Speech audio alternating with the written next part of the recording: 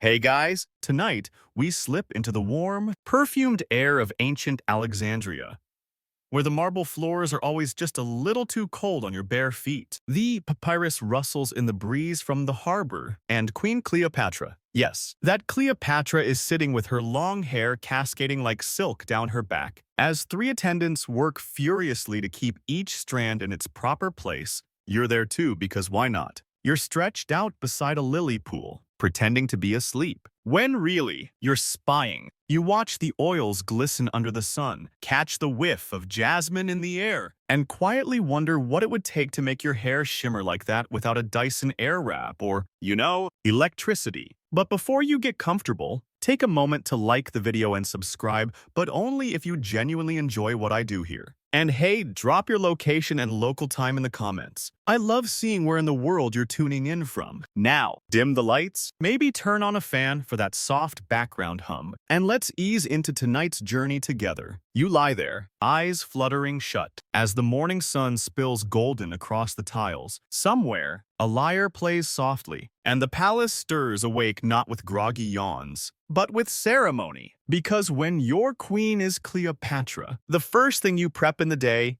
is her hair. It's not vanity. It's politics. It's war. It's a message wrapped in honey and olive oil. A braid is never just a braid here. It's a treaty in twists and knots. Cleopatra understands that ruling Egypt means ruling her image. Every coil of her hair is a scroll that speaks to Rome, to her people, and maybe even to the gods. She was Macedonian Greek, not ethnically Egyptian, but she styled herself as the new Isis, the divine queen mother. So, that hair, it's not just for flirting. It's sacred, symbolic, and kind of high maintenance. You trail her footsteps as she leaves her chamber, wrapped in a linen robe softer than anything you've ever touched. So soft it makes Egyptian cotton seem scratchy. Her bare heels make no sound on the stone. Her hair, braided tightly last night, is unraveled like a ritual by her head attendant, Neferet, who definitely doesn't like you and knows you've been sneaking dates from the royal bowl. Again, Neferet gestures, and a trio of servants spring into action. One pours warmed almond oil into a bronze basin. Another grinds fresh fenugreek into powder. The third brings a comb that looks suspiciously sharp. Cleopatra sits on a cushion near the window, facing the sea because even rulers need decent lighting for mirror time. You watch her reflection flicker in polished copper, her eyes scanning herself as if already imagining how today's look will speak volumes to a Roman emissary, or a high priest, or, let's be honest, her next scandal. She was multilingual, politically brilliant, and fun fact, almost certainly didn't look like Elizabeth Taylor. Historians still argue whether Cleopatra was conventionally beautiful by today's standards, or if her real magnetism came from presence, intelligence, and charisma. But they do agree she had incredible personal hygiene. No, really. The girl bathed in donkey milk daily. Now Neferet massages her scalp, gently but firmly. You can almost feel the pressure. The oil glides through her hair with slow, practiced precision. It smells sweet, a little nutty, with a hint of something floral you can't quite name. Probably blue lotus, or rose petals boiled in morning dew, because why not? At this point, Cleopatra's hair is being readied. This isn't the styling yet.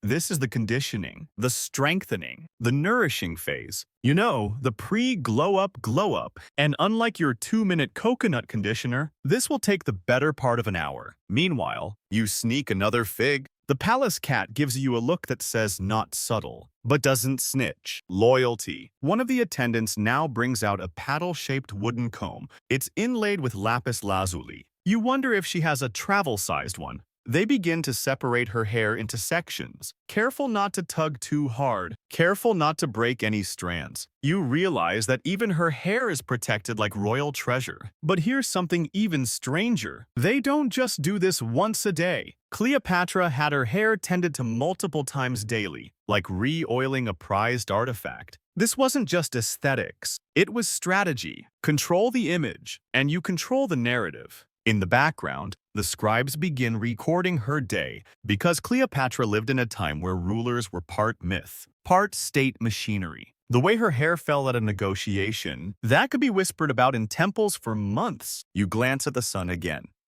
It's now streaming through lattice windows, casting golden patterns across her gown. She's sipping pomegranate juice from a tiny cup and murmuring about an envoy arriving from Cyprus. You're still thinking about how much almond oil is too much almond oil. Someone brings a strip of linen and begins gently dabbing Cleopatra's temples. No sweat allowed. No flyaways. The queen must look like she just floated out of a perfume bottle, no matter what political fires are raging. Outside, horses clatter in the distance. Inside, the gentle scrape of the comb continues. You're halfway to sleep yourself, lulled by the rhythm, the scent, the steady hush of attendants working. This moment so soft, so precise is the power, not in the throne, not in the army, right here, in this quiet daily act of self-creation. And tomorrow, she'll do it all again. Maybe with a slightly different oil blend, maybe with a sharper comb. But tonight, here in the soft hum of preparation, as Cleopatra's hair catches the sun like spun silk, you realize something ancient and oddly modern. Presentation isn't just appearance. It is defense. It's language. It's identity. And sometimes, it smells faintly of jasmine. You wake again just before dawn. Not because of an alarm clock, those haven't been invented yet, but because a flute is playing somewhere in the palace gardens, and your woven mat has a habit of poking you in exactly the wrong places. You stretch, crack a few joints, and sit up to see the sky painted with soft lavender streaks, the sun still deciding whether or not it wants to show up. Already, the courtyard is buzzing not with people shouting orders, but with a gentle kind of urgency, the kind that involves honey being poured, oils being strained, and a rather large mortar and pestle being operated by a woman who looks strong enough to lift a chariot. You rub your eyes. Yep, the beauty rituals have started. You follow the sound of rhythmic grinding and find yourself in the royal oiling chamber. Yes, that's a real thing. Imagine a spa crossed with a mini chemistry lab and also somehow a chapel. Because hair care here, it's not just a task, it's devotion. Today's mixture involves crushed olives, green ones, grown along the Nile and harvested under moonlight for maximum softness, according to Neferet, who catches you watching and doesn't even try to hide her judgment. You're beginning to suspect she invented multitasking just so she could disapprove and work simultaneously. Next, a pot of honey. Thick, golden, unfiltered. One of the younger attendants dips her fingers in and drizzles it into a heated ceramic bowl already brimming with oil. It smells warm, rich, and faintly herbal, somewhere between a salad dressing and the world's most decadent face mask. Then comes the myrrh, ground into dust, added slowly, like a priest offering incense. You suppress a sneeze, and Neferet glares at you like you've just offended the gods. Again, the attendants chant softly.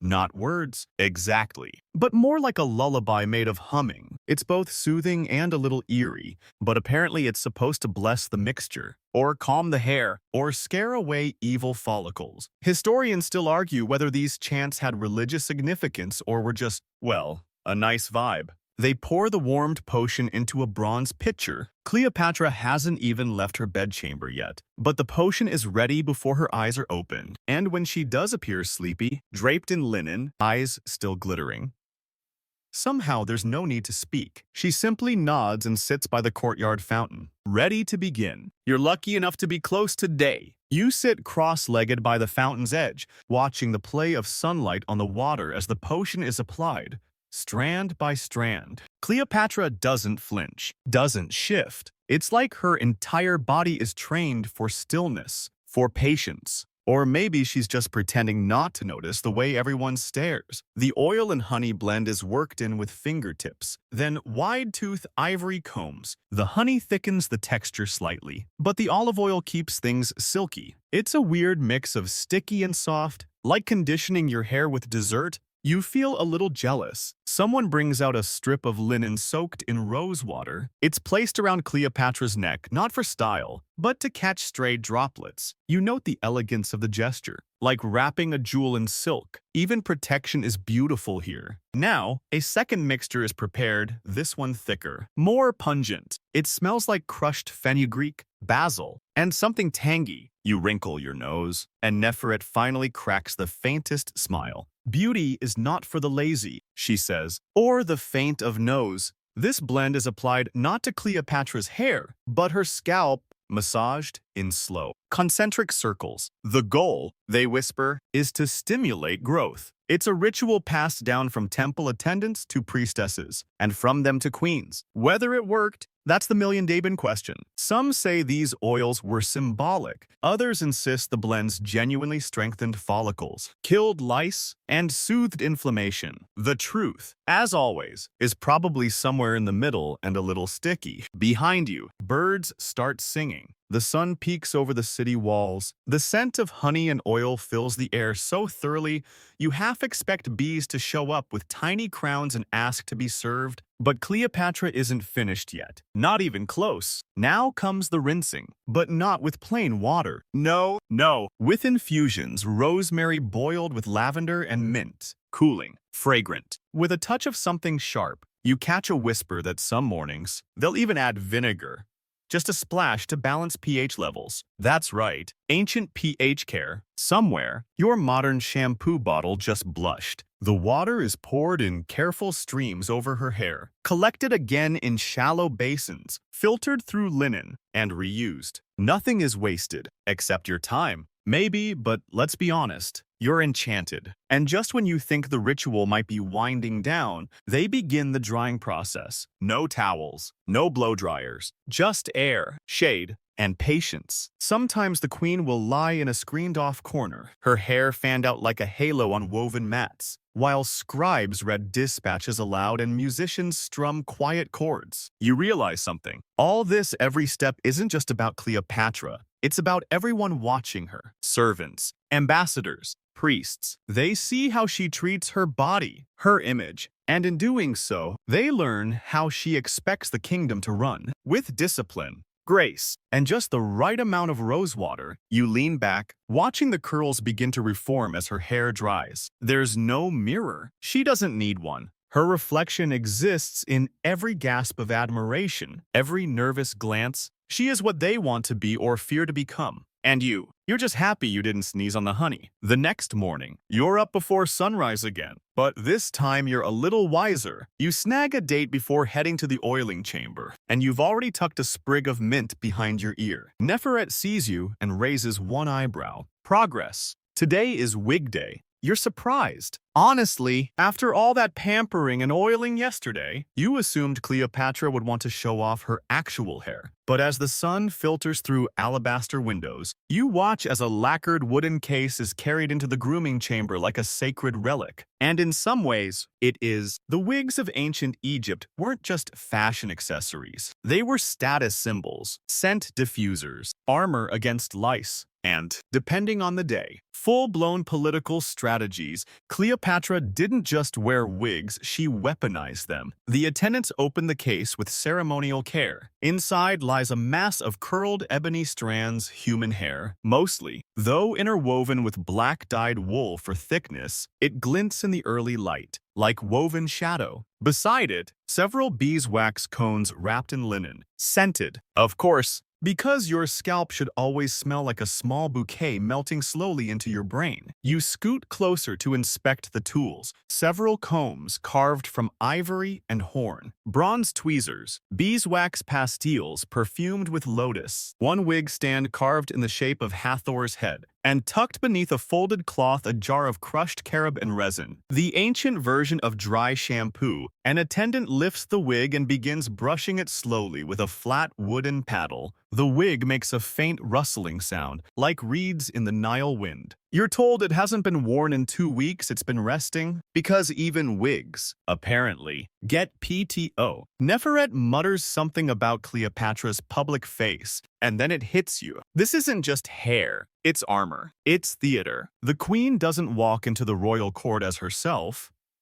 She walks in as an icon, framed in scented coils and strategic shine. By now, Cleopatra has arrived wearing a robe dyed with imported indigo and gold thread so fine it nearly disappears into the fabric. She sits, cross-legged, patient, one hand extended for a rose-scented rinse. Her eyes meet yours for just a second. And in that moment, you know 2 things. She absolutely knows you're watching. She doesn't care. She expects it. As the wig is placed on her head, It's adjusted and pinned in place with delicate ivory skewers. But not just randomly. The placement matters. The shape of the hair signals intent. Tighter curls for a temple visit, looser waves for a negotiation, a golden clasp at the crown for diplomacy. It's practically a codebook made of hair. Historians still argue whether Cleopatra invented her signature styles or merely perfected them from temple customs. Some think her famous melon hairstyle, those iconic segmented rolls, was a tribute to Isis. Others believe it was simply fashionable.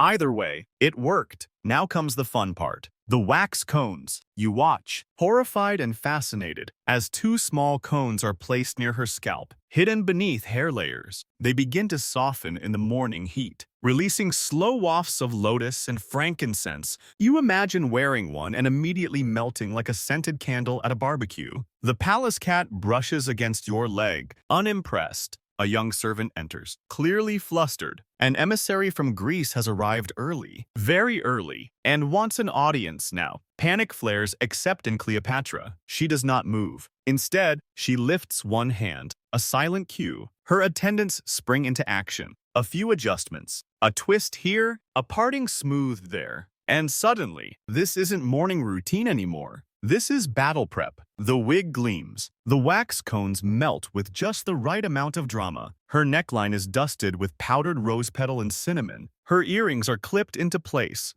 Lapis drops shaped like tiny cobras. You follow her as she stands and walks slowly through the outer chambers. The scent follows her like an aura. Everyone steps aside. Even the guard who once called you fig thief bows his head. And then, just before she enters the audience chamber, she stops. One last touch. She dips her fingers into a dish of oil infused with cardamom and ginger and lightly taps the ends of her wig, pulling the scent forward. You realize then, every step, every layer, every strand has led to this moment. This performance, this illusion, this control. The doors open. The Greek emissary bows deeply, overwhelmed. And for a fleeting second, as Cleopatra tilts her head in greeting, the sunlight catches the wax-slicked curls of her wig and blinds him just a little. You grin. It worked. Of course it did. The next time you sneak into the grooming chamber, the mood feels different. Gone is the quiet, sacred air of almond oil and rose water. Today, there's a smell that makes you hesitate at the doorway, sharp,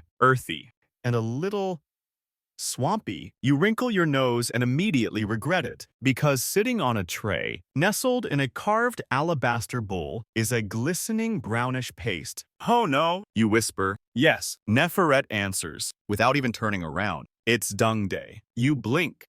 Sorry. What? She sighs. Crocodile dung. With natron. For scalp protection. Then she adds, very quietly, don't touch it this time. You step back instinctively, because here's the thing about ancient hair care, it wasn't all luxury oils and lavender rinses. Sometimes, it got weird. Really weird. Cleopatra's beauty regimen might be legendary, but it was also experimental, unfiltered, and, occasionally, kind of gross. Let's talk about this crocodile dung. Used in small amounts mixed with vinegar, natron salts, and occasionally crushed herbs.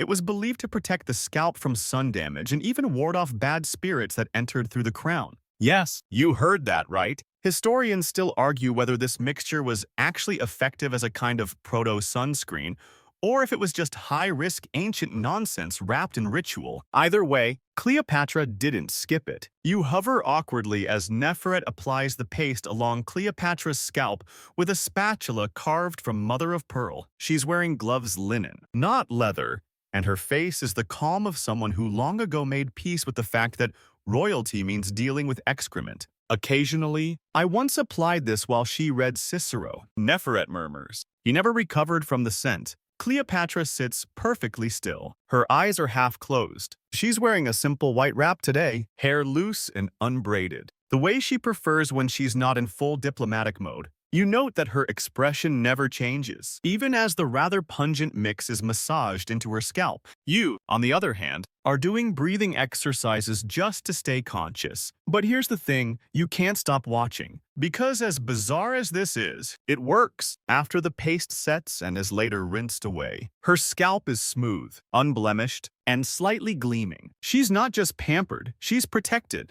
And apparently, Crocodile dung wasn't just for hair. It made appearances in skincare too, sometimes blended with clay to fight wrinkles or mixed into cosmetics. You shudder at the thought of ancient eyeliner with added reptile, but to Cleopatra, it wasn't odd, it was effective, or at least symbolic. Because in Egyptian culture, the crocodile was both feared and revered. Sobek the crocodile god was associated with fertility, protection, and strength. So maybe this ritual was less about SPF and more about summoning power from the Nile's most fearsome creature. You watch as the last of the paste is rinsed away with hot herbal water. The attendants work quickly, disposing of the leftovers with ceremonial care. One accidentally drops a cloth near your foot. You take a step back. Firmly, no thank you. The queen rises, her freshly rinsed hair now ready for drying. This time, instead of air drying, her hair is wrapped in a bundle of linen soaked in aloe and mint. The wrap is twisted and tied with a bronze pin in the shape of a lotus. You trail her to the terrace,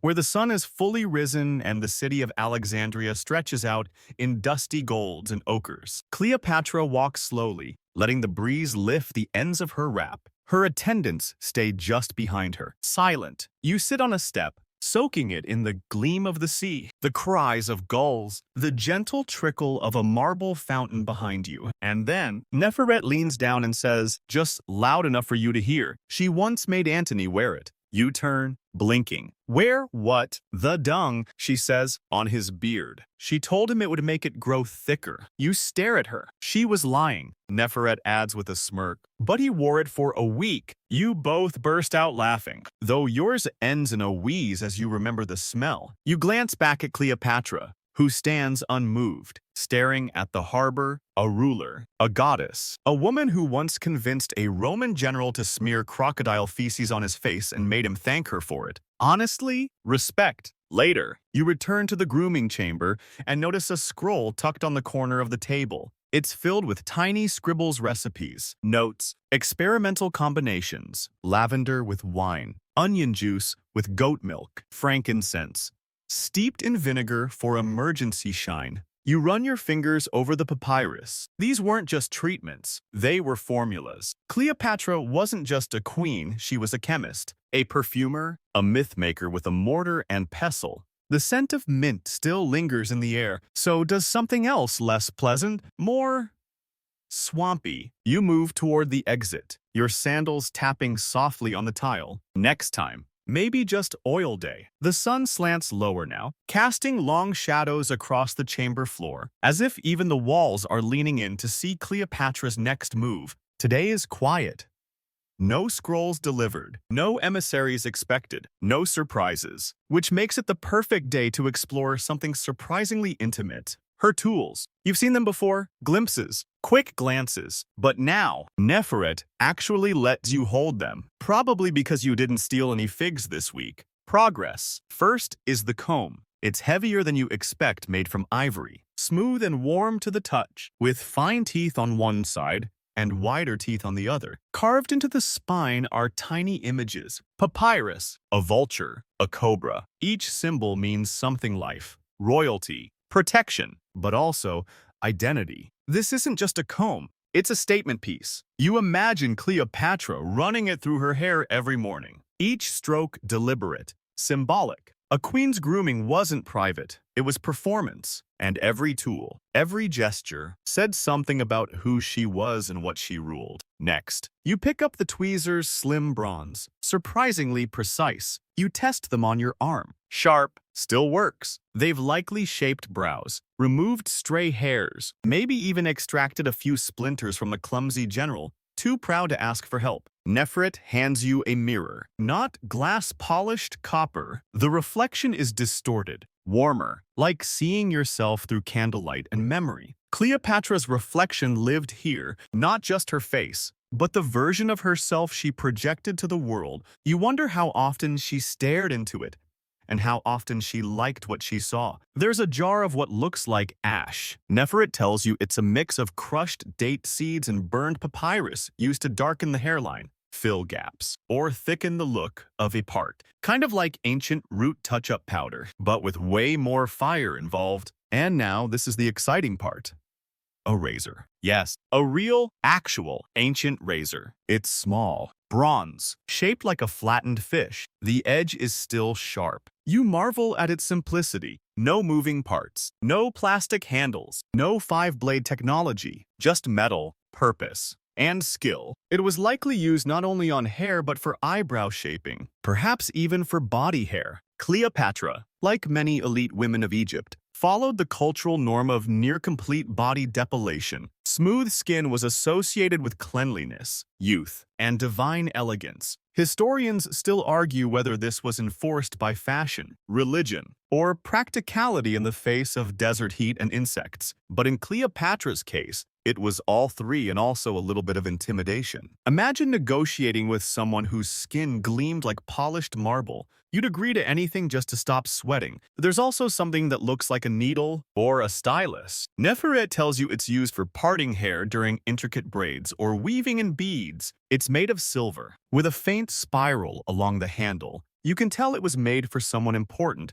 not just because of the material, but because of the detail. Each object in this collection is elegant, yes, but also practical. That's the real marvel. These weren't showpieces. They were working tools, sharpened by use and intention. You get the sense that Cleopatra, for all her power, never saw herself above the ritual of grooming. If anything, she took it as seriously as statecraft. You imagine her sitting at the mirror, holding the comb, deciding whether today's part would fall just slightly off-center or be drawn like a razor down the middle, commanding and direct. You imagine her weighing which oil to use, not just for scent, but for the message. Almond oil for softness, castor oil for strength, frankincense when invoking divine favor. It makes you pause. How often do we treat our morning routines like power rituals? For Cleopatra, there was no difference. How she brushed her hair was how she ruled Egypt, with care, control, and maybe a little theatrical flair. Back to the tools. In a small box in this corner of the chamber,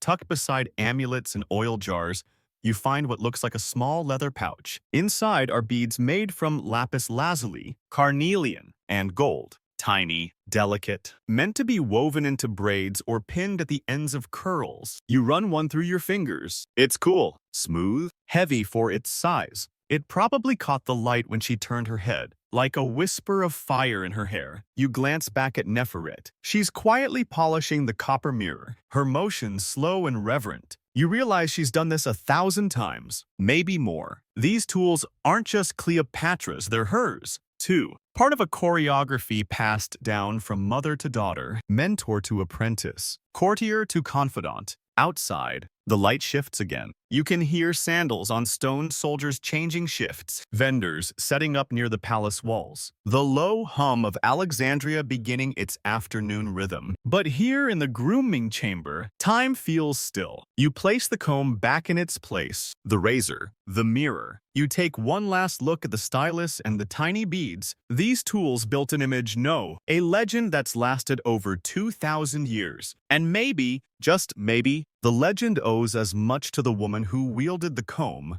as to the woman whose hair it touched. Today smells different. You follow your nose through the palace corridors, past hanging linen screens and incense braziers, until you reach a small, windowless room near the rear of the courtyard. This isn't the usual oiling chamber. There's no mirror, no ceremonial comb stand, just heat, smoke, and a low, bubbling sound coming from copper pots lined up on a row of brick stoves. Neferet meets you at the doorway, her hair wrapped in a scarf, her arms dusted in something golden and sticky. Perfume distillation, she says. Keep your voice down, and your fingers out of the boiling resin this time. You nod. This is the royal distillery, a hidden sanctum, where Cleopatra's secret scents are made by hand. With heat, sweat, and a little bit of danger, the floor is covered in crushed petals. Shelves sag under the weight of strange ingredients. Frankincense, myrrh, cinnamon bark, blue lotus, juniper berries, cedar shavings, cloves, and something labeled black salt from Nubia. And tucked in a corner, wrapped in silk, scrolls, recipes. You peek at one. The handwriting is fine,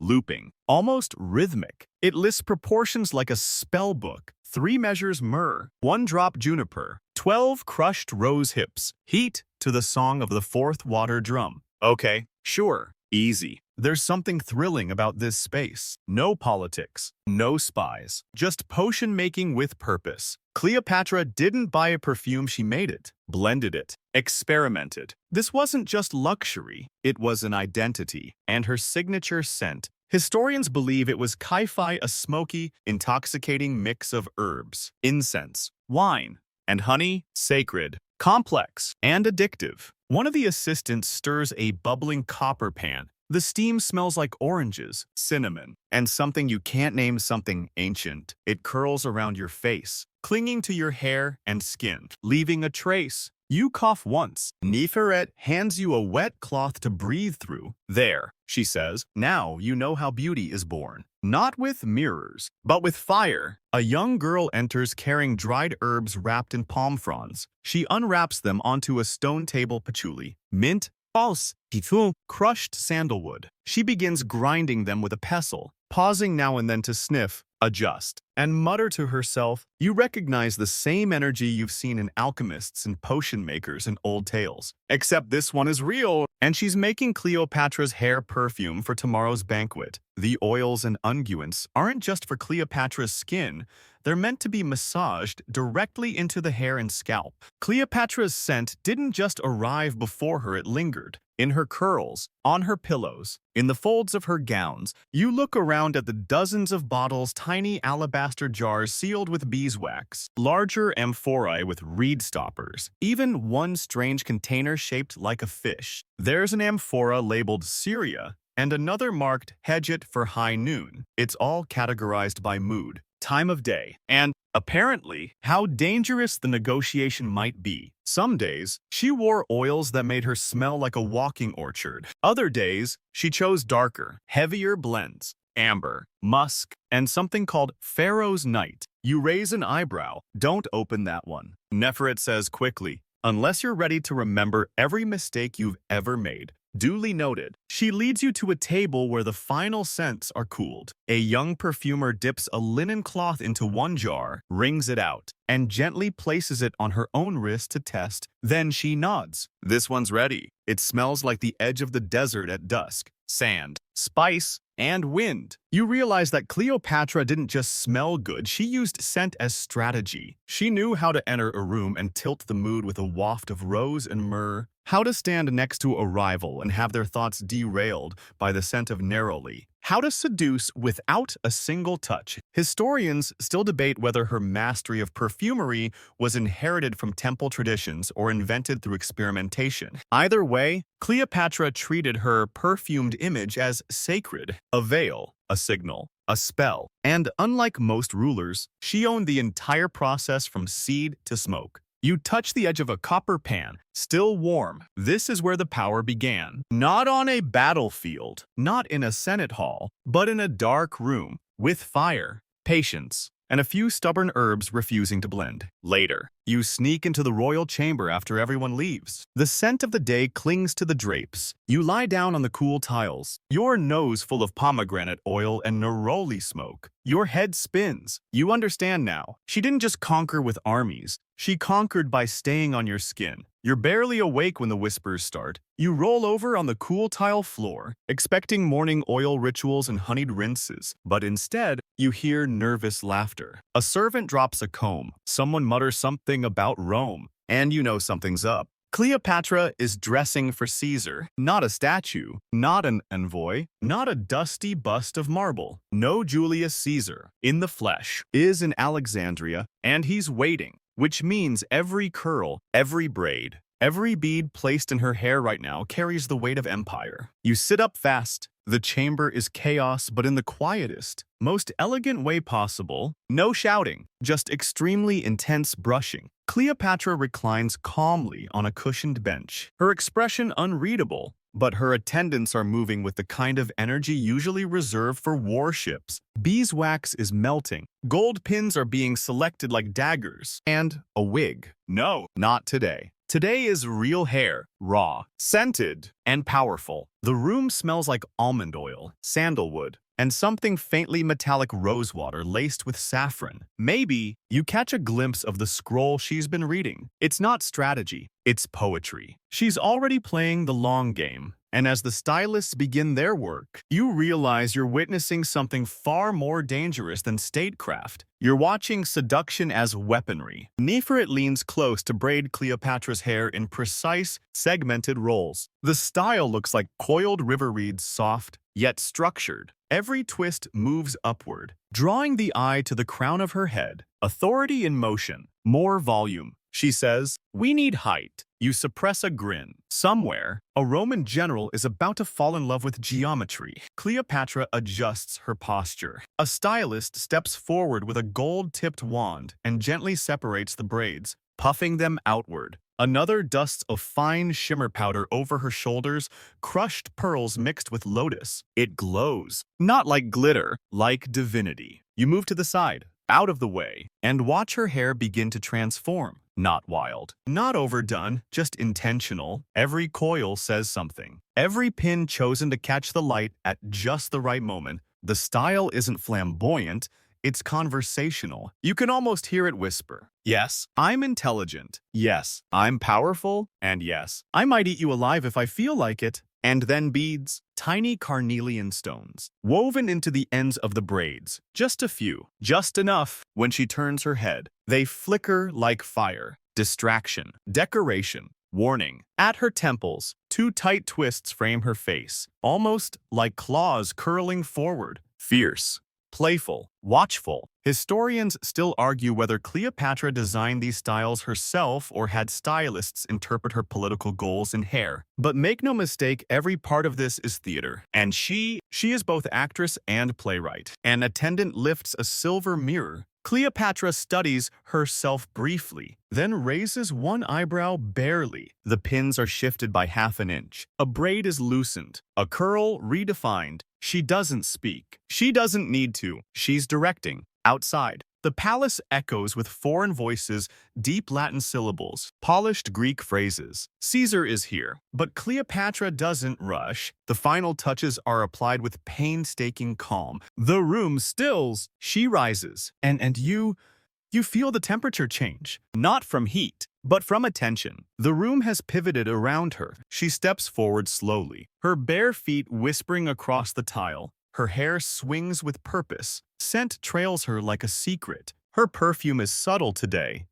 Ambergris and citrus sharp, intelligent, and a little arrogant. Like someone who already knows she'll win, and maybe she will. They say when Caesar first saw her, it wasn't just her wit or her knowledge that captivated him.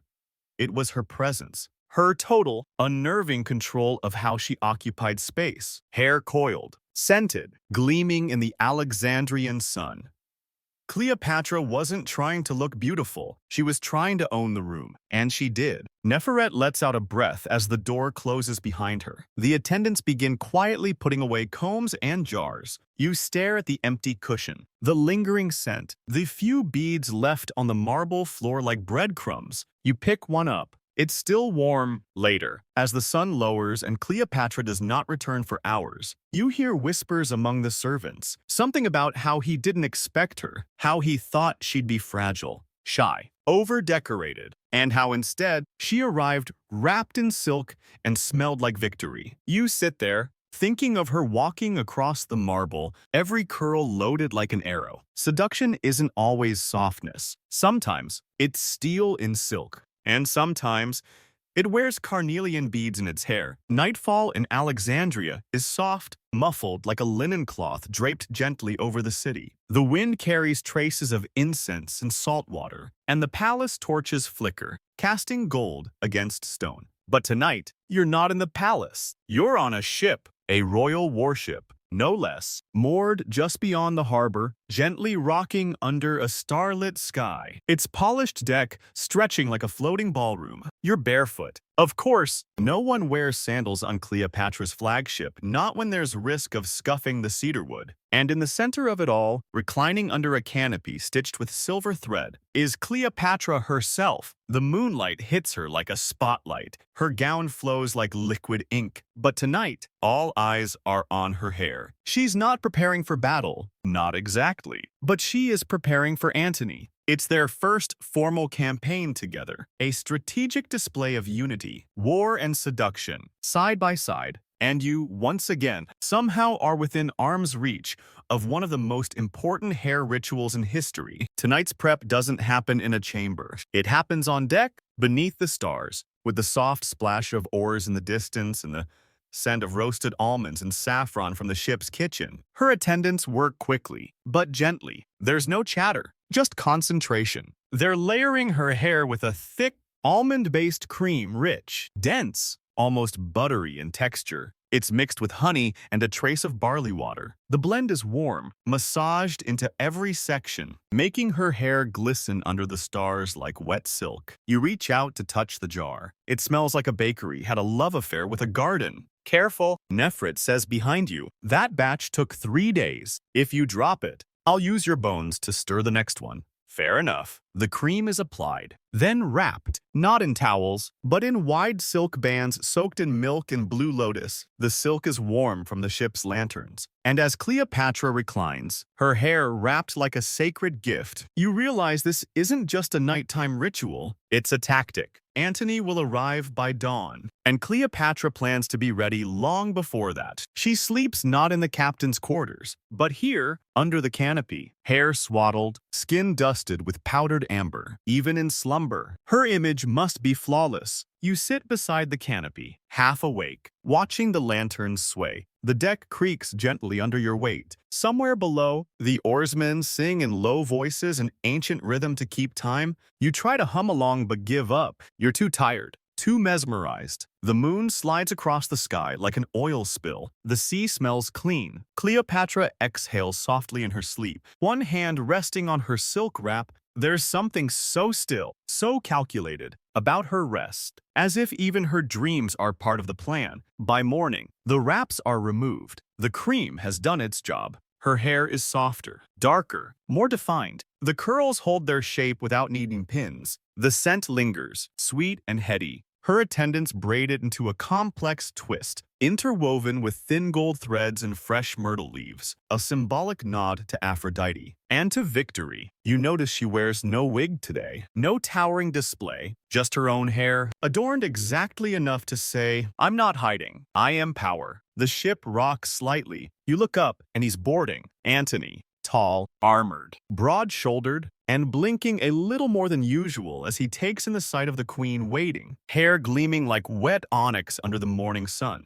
He stares too long. Cleopatra smiles just once and rises slowly, her curls catching in the wind like whispers. Historians often wonder if it was love or convenience, lust or politics, whether she controlled him or whether he simply let her. But none of that matters in this moment. What matters is the way she engineered the moment with almond cream and gold thread, wrapped hair, and nighttime ritual. It wasn't seduction by chance. It was strategy by moonlight. You glance down at a stray silk wrap on the deck. It smells like honey and sea wind. You pick it up carefully, and for just a second, you think, this is what command looks like. Not shouted orders, not stamped decrees, but this hair braided like a crown, scent layered like a spell, and a man with 1,000 soldiers standing still because of one look. You smile. Next time someone tells you hair rituals are frivolous, remind them Cleopatra won half an empire before she even spoke. This morning starts with laughter, not the kind echoing from polished halls or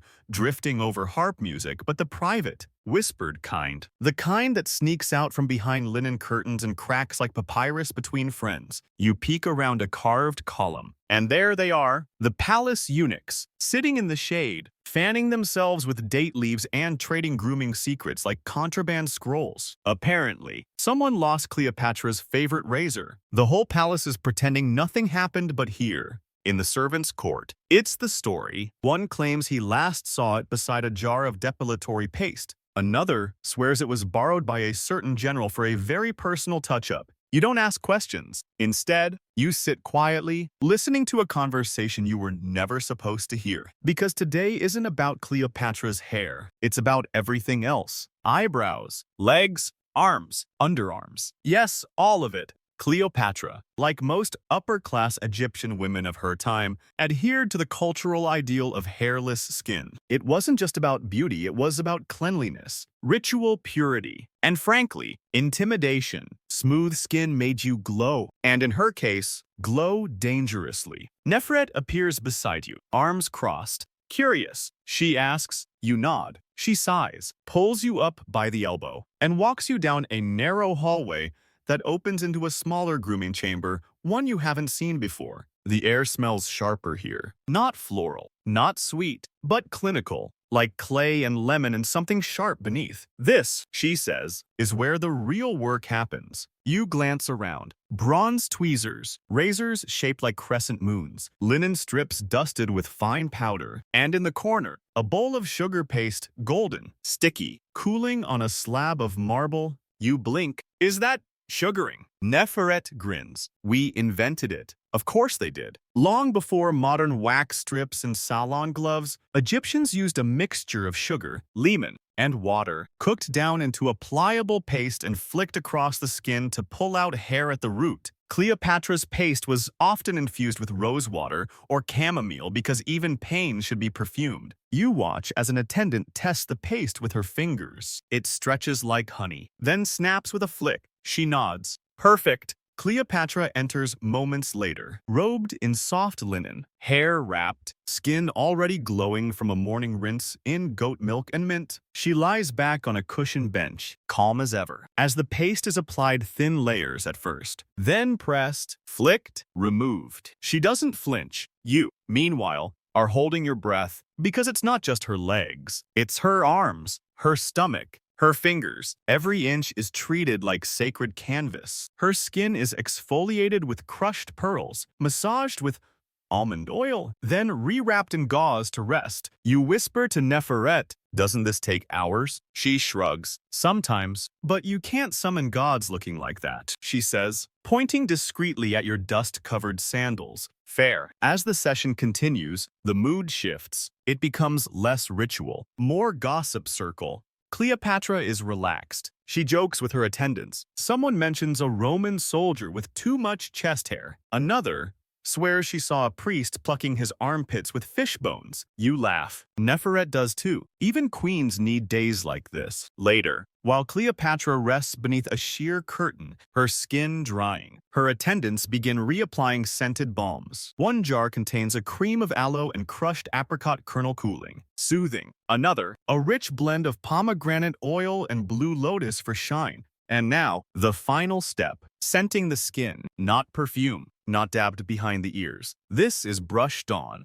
with fine, fan-shaped palm bristles dipped in fragrant oils, each stroke intentional, almost meditative. Her shoulders, her back, her ankles. You realize this is the scent that will cling to her sheets, her robes, her lover's memory. Historians still argue whether Cleopatra's routines were more about vanity or power, but you're beginning to understand it was never one or the other. It was both, always both. Even now, resting under soft light, she's crafting a legend. By mid-afternoon, she emerges fully dressed, skin glowing like polished stone. No one sees the sugaring, the scrubbing, the whispered jokes. They just see the result. As she walks past the marble pillars, her arms glint with oil. Her steps are slow, measured, her hair still wrapped, to be revealed later. The eunuchs from earlier glance up, then down, pretending not to stare, but they all do. You watch her disappear behind gauze curtains and think,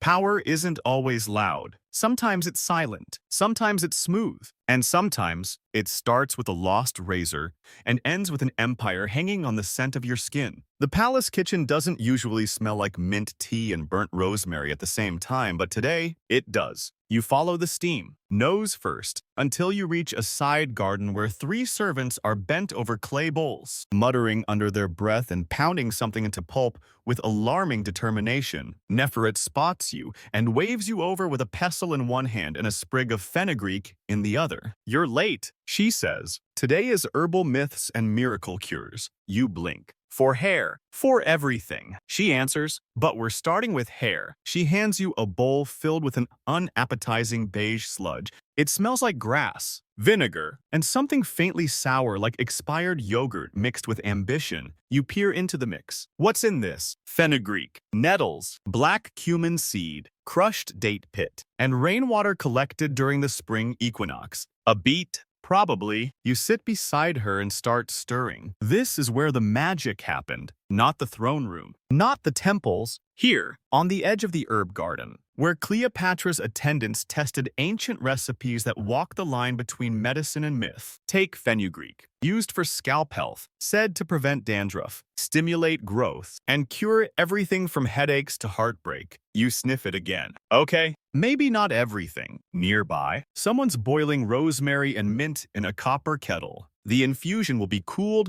and poured through Cleopatra's hair later. After today's more experimental paste is washed out, it smells amazing. You briefly consider bottling it. Ancient Egypt's first side hustle, Cleo rinse im. You ask Neferet if Cleopatra actually believed in all of this. She nods slowly. She believed in results, not always in logic. Historians still argue whether these mixtures were scientific or spiritual, if they genuinely worked or just seemed to. But Cleopatra didn't wait for consensus. She tried everything. If a paste made her hair glossier, it was added to the routine. If it stank but softened her curls, worth it. If it turned her scalp blue for 2 days, maybe skip that one next time. You watch as a servant brings over a folded papyrus scroll faded, oily with age. On it are handwritten notes. Part recipe, part incantation. There's a drawing of a woman's head with long, curling lines radiating from it, as if her hair were channels of divine energy. You realize then that for Cleopatra, hair care wasn't just vanity or ritual, it was philosophy. It represented control over the self, control over perception, and sometimes it represented outright defiance. One recipe reads, crush myrrh with lime and bind it with fish oil. Apply before a storm to keep hair from rising with the wind. You snort. This is a hair weather forecast. Neferet shrugs. She hated frizz. The irony is, some of these ingredients did have antimicrobial, antioxidant, or hydrating effects. Castor oil, for instance, still used today, was a favorite in Cleopatra's circle. So was aloe vera, thick and soothing, often blended with lotus paste and applied after sun exposure. Then there were the weirder ones, like vulture fat for hair loss, or burnt papyrus ink mixed with pigeon droppings for scalp stimulation. You blink hard and reread that one. You're joking. You say, Neferet just peels only sometimes. But not everything was trial and error. Some combinations had been used in temples for generations. Temple priests often served as the earliest pharmacists blending oils, salves, and ointments as offerings to the gods and occasionally to royalty with a very specific request. Make me smell like honey and thunder. One servant brings over a thick yellow balm labeled hair its breath, a blend of lemon peel, cinnamon oil, and pounded amethyst.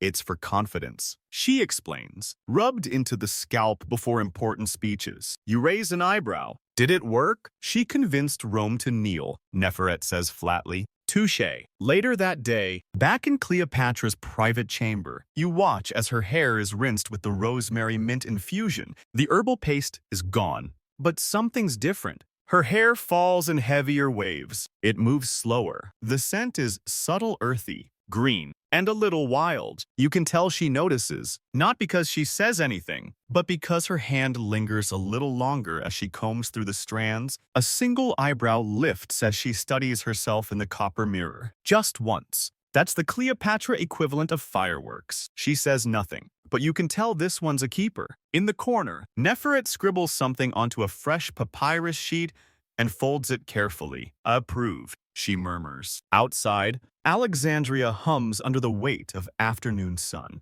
But inside, another blend is already being prepared. Because with Cleopatra, every day is a laboratory. Somewhere between faith and fungus, fish oil and frankincense, an empire was combed, oiled, and perfumed into place. And maybe, just maybe, this is the real lesson. You don't need certainty. You just need curiosity, courage, and a little nettle water to hold the line. You're nearly trampled by a camel. To be fair, it's not entirely your fault. You were too busy sniffing a bundle of cardamom pods at the palace gate.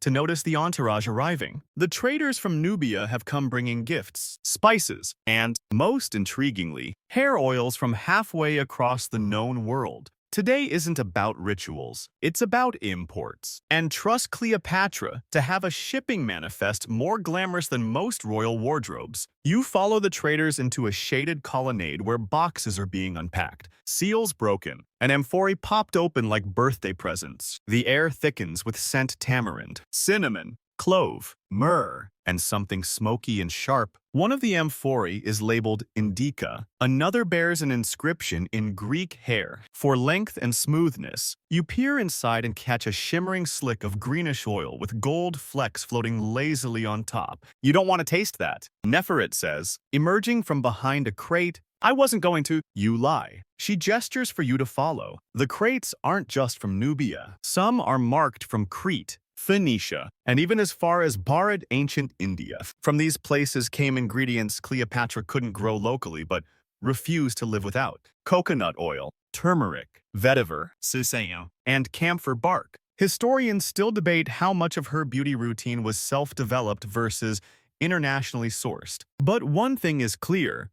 Cleopatra wasn't working with just the Nile basin. She was drawing on a global economy, using every aromatic export the ancient world could provide to keep her hair soft, shiny, and, let's be honest, world-conquering. Neferet lifts a pouch filled with dried hibiscus petals, imported, rare. We steep it in goat's milk. It gives the hair a dark shine. Another servant unrolls a tightly packed brick of neem paste, earthy, a little sour, used to treat scalp irritation, repel lice, and as an added bonus, make your hair smell like a forest during a thunderstorm. You help them carry the amphora into the secondary grooming chamber, where the queen waits with her usual unreadable calm. Today, her hair is being reconditioned with an oil blend that smells like pepper, fig, and almonds. Her eyes flicker to the crate from Nubia. That one, she says, with the sandalwood. The servant bows. A tiny jar is opened and the fragrance spills out warm, rich, almost creamy. It is melted into a base of sesame oil and worked into Cleopatra's scalp with the pads of 3 fingers, moving in slow, concentric circles. Her hair absorbs the oil like parchment soaks ink. You kneel close, watching as the imported blend transforms her curls into soft, elongated waves. And there's a moment fleeting when Cleopatra leans back, eyes closed, and breathes deeply. You realize then, it's not just about the hair, it's about connection. To other lands, to trade, to the unseen web of merchants, scholars, and smugglers that brought these rare ingredients to her door. She's not just wearing an oil, she's wearing diplomacy. Even the herbs have histories. The myrrh, from Punt, likely modern-day Somalia. Frankincense, from southern Arabia. Cardamom, the Western Ghats of India. She knew their origins, their trade routes, their values, and, strategically, she often sent gifts in return: jars of coal, scrolls of Egyptian papyrus, even small vials of her own personal hair oil blends. A scent on the wind that whispered, "I am Cleopatra, remember me." As her hair is wrapped gently in warmed cloth and left to rest, Neferet shows you one last treasure, a long ivory comb engraved not with Egyptian motifs but with Chinese dragons. Silk Road, she says, before it was named. It's older than they think. You sit, dumbstruck, realizing Cleopatra's vanity table was essentially an early version of a global luxury startup, only with more goat milk and fewer hashtags. Later that evening, you're back in the colonnade. The crates are mostly empty, the camels long gone, but the air still hums with scent. You pluck a stray hibiscus petal from the ground and rub it between your fingers. The red stains your skin faintly. You wonder how many strands of Cleopatra's hair carry the ghosts of distant lands. How many drops of oil were once sweat from a merchant's back, carried across desert and sea. Power, you realize, isn't always built in pyramids. Sometimes it's imported in tiny, fragrant jars and worn quietly, like armor, one strand at a time. It starts with a whisper in the temple archives. You're not even supposed to be here. The hallway is off limits. A priestess gave you a look earlier that could curdle milk, but curiosity, as always, gets the better of you. And now, beneath a stone lintel carved with falcons and fig leaves, you enter the one room that smells less like flowers and more like danger. The room is dim. Scrolls line the walls, bundled in protective cloth. In the center, on a worn alabaster slab, lies a tray of grooming tools not unlike the ones you've seen in Cleopatra's chamber, but older, rougher, more ceremonial. There's a bronze razor etched with crocodiles, a set of gold tweezers, a clay bowl stained with something dark. You lean in and realize it's not hair dye, it's poison. You step back. Neferet appears beside you, her voice quiet and dry. She studied here, before the throne. With the priestesses of Hathor, she points to the wall behind the tray. A mural faded, cracked, but still readable. A woman stands before a mirror, her hair being combed by 3 spirits. One pours oil, one cuts. The last whispers in her ear. Hair is memory, Neferet says, and sometimes manipulation. Today isn't about styling. Today is about power disguised as beauty. Cleopatra didn't just oil her hair for shine. She learned how to scent, shield, and preserve it in ways that blurred the line between ritual and revenge. On one shelf, a scroll details embalming recipes, frankincense, myrrh, cedar oil, natron blended into hair masks believed to delay death when worn on the scalp. Not metaphorically, literally, a paste that slowed decay, beginning with the brain. Temple texts claimed it could preserve memory through the roots. You blink hard. Wait.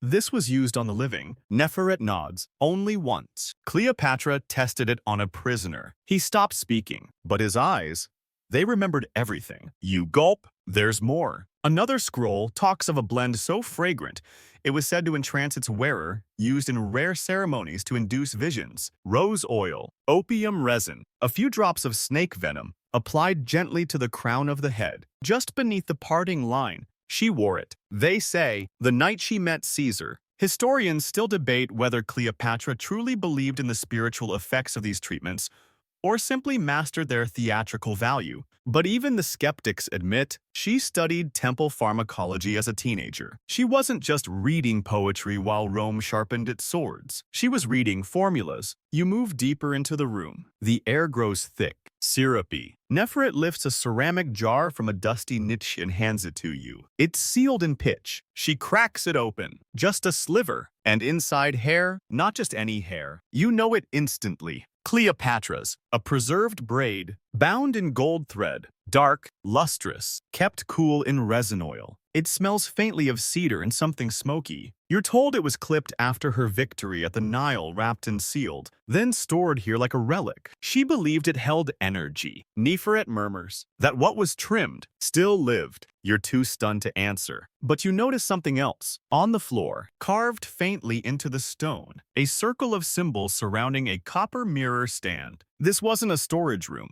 It was a ritual chamber. Hair was clipped and preserved during turning points. Coronations, alliances, betrayals, not discarded, but kept, protected, even guarded. You remember that time Cleopatra gave Antony a comb as a gift. Everyone thought it was romantic. Now, you wonder. Later, as you step out into the evening light, everything smells sharper, like secrets have their own scent. Neferet walks beside you, quiet for a while. Then she says, she once had a rival's hair powder poisoned. It caused hallucinations. Took weeks to wear off. You look at her, startled, and Cleopatra. She wore it for perfume and immunity. You don't ask questions after that. You return to the grooming chamber with new eyes. The oils, the combs, the pastes, they're not just cosmetic, they're coded. Each drop a decision, each strand a cipher, every scent a choice. Power, you realize, is rarely loud. Sometimes it's preserved in a braid sealed with gold. Sometimes it's a whisper written in clove oil. And sometimes it hides in a jar on a dusty shelf waiting for the right scalp. The Roman court smells nothing like Alexandria. You realize this the moment you step into the villa of a senator's wife in the hills above the forum. The air here is heavy with tallow candles, damp marble, and perfume that leans more animal than floral musk, civet, and a rather unfortunate whiff of goat. It's not unpleasant. But compared to the subtle incense-laced humidity of Cleopatra's palace, it feels like being hugged by a bear in a fur coat dipped in vinegar. And yet, everyone's talking about Cleopatra's hair. She's not even here. Not physically, but she's everywhere. In whispers behind woven fans, in statues hastily commissioned, in the sudden rise of almond oil prices across the empire, it turns out the Romans aren't just obsessed with her power.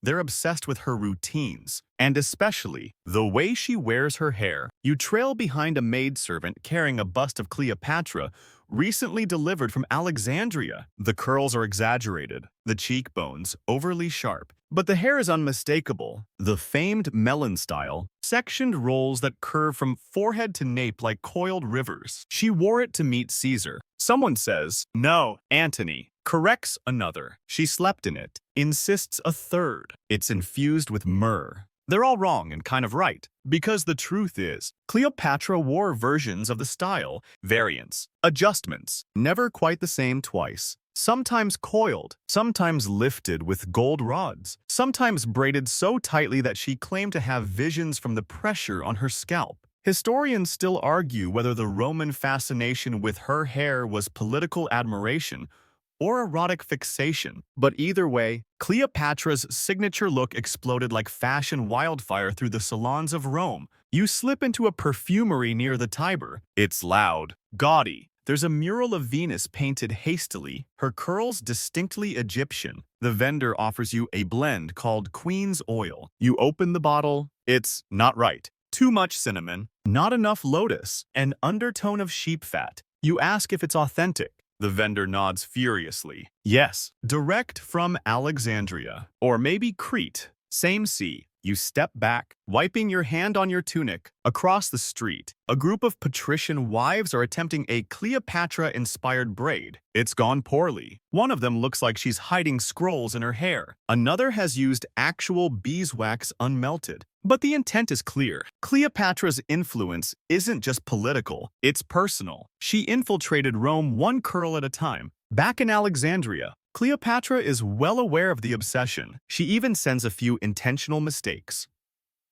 Decoy recipes, misleading illustrations of her hair tools, one jar of seduction oil that actually smells like boiled garlic. She laughs as Nefret reads the Roman letters aloud, some praising her style, others begging for more. And then comes the most unhinged request of all. A Roman noblewoman asks for a lock of Cleopatra's hair, not for witchcraft, not for rebellion, just to copy the parting. You stare at the letter. She's serious. You ask. Cleopatra shrugs. Everyone wants power. Some just think it's found in symmetry. She obliges, of course, but sends a braid made from one of her wigs instead, scented with blue lotus and tied with a string soaked in pomegranate vinegar. A message wrapped in perfume. By the end of the month, Rome is crawling with copycats. Even Octavia Antony's Roman wife is rumored to have worn a Cleopatra-style bun to dinner. The senators pretend not to notice, but they do. One even writes a satire about the curling rods of the East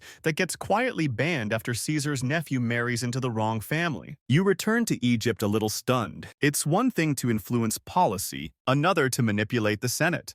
But style. Cleopatra made her hair a diplomatic weapon, an identity, a global export. And the Romans, so proud, so orderly, are unraveling like thread under her comb. You step into the grooming chamber. The scent is instantly familiar. Almond, frankincense, a trace of lemon balm. Nefret is combing out Cleopatra's hair as the queen lounges in a sheer robe, reading letters written in Greek, Latin, and one in very bad Aramaic. Did she wear it right? Cleopatra asks. Not even close. Nefret says. They both smile. Then Cleopatra glances at you and says softly, strange, isn't it? What is? That they think copying the shape will grant them the crown. You don't answer. You don't have to. You run your fingers over one of her discarded hairpins, gold, bent slightly, still warm. Cleopatra didn't conquer Rome. She just made Rome try to become her. The air is heavy today, not with perfume or steam, but with silence. You feel it the moment you walk into the outer chamber. The curtains are drawn. The oil jars are closed. The stylists are standing, not working. Something is wrong.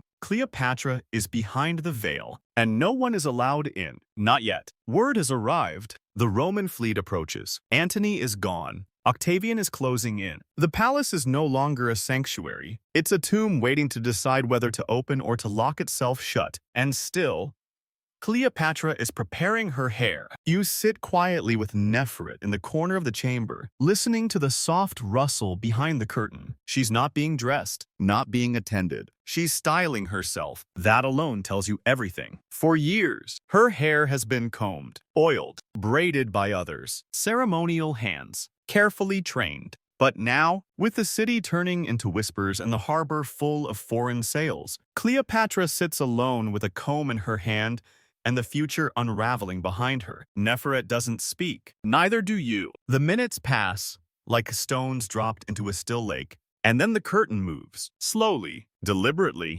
Cleopatra steps forward, veiled in white linen, her hair perfect, but not elaborate. There are no beads, no coils, no towering structures meant to dazzle. Her hair is parted cleanly down the middle, braided tightly back, wound into a simple bun at the nape of her neck, smooth, taut, iconic. You've never seen her look more powerful. This is not a queen in mourning. This is a woman writing her final chapter in strands of hair. The oil she's used today is lighter, probably lavender, with just a hint of cedar. Not seductive, not ceremonial, calm. She smells like sleep. But her eyes are made of flint. You watch as she picks up a small vial from the grooming table. It's not perfume. It's not oil. You know what it is before she even glances at Neferet. Historians still argue whether Cleopatra died from a snakebite, poison, or a staged suicide meant to avoid parading through Roman chains. But none of them talk about what she did before she died. She styled herself. She made sure the final image of her would be a portrait of control, not desperation, not defeat, dignity. That was the point. In Egyptian tradition, even the dead are groomed, the hair combed, the scalp anointed, the body scented,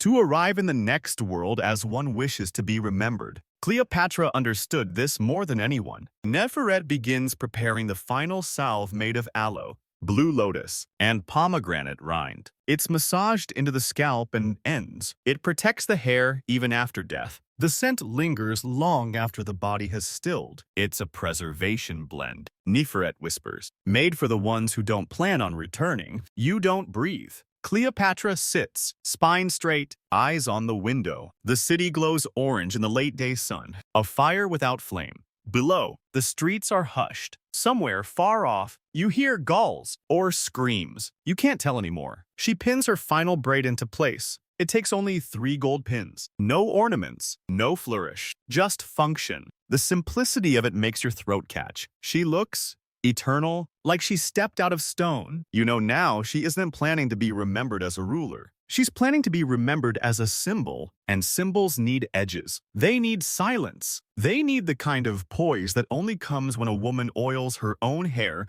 before meeting her own ending. Neferet steps forward, I'm born one last time, brushing Cleopatra's shoulders free of stray oil. She places a linen wrap gently around the queen's hair, not to cover it, but to preserve it, like a sacred scroll. There are no more words. The curtain is drawn again, and when it reopens hours later, the room is empty. The oil jar is still warm. The comb lies on the floor. A single strand of black hair curls beside it, glossy, still damp. You sit alone in the chamber, no sound, no wind, only scent. Lavender, cedar, a hint of something bitter beneath it. Later, when the Romans enter, they'll marvel at how composed she looked, how perfectly arranged, how untouched. And they'll never know that her greatest act of resistance was not in war, or wealth, or bloodline, but in the final parting of her hair. Centuries pass. Alexandria falls, and rises, and falls again. The Romans take what they want. The rest, they leave to sand and silence. Scrolls burn, temples collapse, oils evaporate. But Cleopatra's name, her story stays. And oddly enough, so does her hair. You're standing in a museum now, or maybe it's a tomb. The walls are cold, the air still, but the light above you casts a perfect circle on what remains. A statue, carved in marble, centuries after her death. She's not posed like a goddess. No wings, no divine staff, no looming throne. just a woman, seated, arms resting in her lap, and her hair, carved in impossibly delicate coils, falls across her shoulders like a stone waterfall. You reach out, not to touch, but just to look. Up close, the curls are stylized. Sure, Roman sculptors took liberties, but the parting, dead center, clean. The braids, rolled tightly, curved precisely. You know this style. You've seen it dozens of times. In the palace, on the warship, in the archive. That's her. Even in marble, she left no strand misplaced. You think about the jars, the oils, the pastes, the smoke-thick grooming chambers filled with the hush of early morning, the laughter behind curtains, the scrolls with lemon peel and snake venom, the way she'd lean into a mirror and make 1,000 decisions with a single glance. You think of that final morning, and suddenly, all of it is here. This statue is more than a tribute. It's a time capsule, a tactile record of how one woman ruled not only kingdoms, but perceptions. She knew her story would be rewritten, but maybe, just maybe, her hair would speak first. You sit down in the cool gallery, no oil, no incense, just the echo of centuries brushing past your ears like a whisper. The tourists walk by, some pause, few look closer, but if they did, if they stepped forward and followed the gentle sweep of each carved braid, they might hear what you now understand. That Cleopatra's legend wasn't built solely in the grand moments. It was made in the daily ones, in the almond oil poured at dawn, in the myrrh simmered over fire, in the wrap of silk before sleep, in the parting of hair before facing a man who would betray her. Historians still argue about the crown she wore, about what was true, and what was self-made myth. But you know the truth now. She built her immortality one strand at a time, and centuries later, it's still holding. So now, as the echoes fade and the scents drift off into memory, you find yourself breathing a little slower, your shoulders heavier, your thoughts quieter. The palace is long gone. The marble cooled, but Cleopatra's touch, the one that moved gently through curls and across temples that still lingers, soft as moonlight on a linen veil. You can still feel the almond oil warming in the bowl, the comb resting beside a folded cloth, the slow hum of chants in a garden full of nettles and rosemary. Tonight, you were more than a visitor. You stood behind the veil. You heard the quiet decisions no army ever saw. You watched a queen braid not just her hair but her future, her image, her myth into place. Let that image stay with you. Not the crown, not the serpent, not the final fall, but the scent of lotus and the rhythm of a comb moving slowly through wet strands. Because sometimes the most powerful history is whispered, not written. So go ahead, let your breath soften. Let your thoughts blur. Let your mind slip like oil into dreams. You're safe now. The queen has gone to sleep. And so, perhaps, should you